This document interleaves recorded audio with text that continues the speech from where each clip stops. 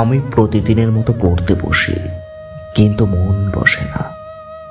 আমি আকাশে মেঘ জমিলে আকাশ দেখি, কিন্তু বৃষ্টি হয় না। আমি প্রতিদিনের মতো বাহিরে যাই বন্ধু বান্ধবদের নিকট, কিন্তু ভালো লাগে না।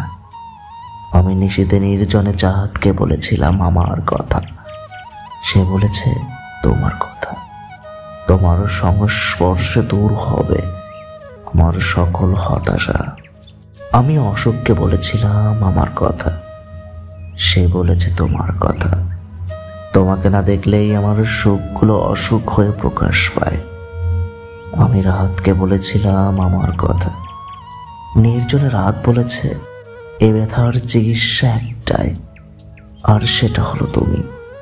আমি কখন কিভাবে তোমাকে মনে ধারণ করেছি আমি জানি না।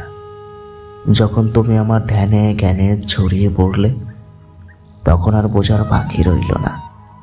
আমি ভীষণভাবে আক্রান্ত হয়েছি তোমার প্রেমে।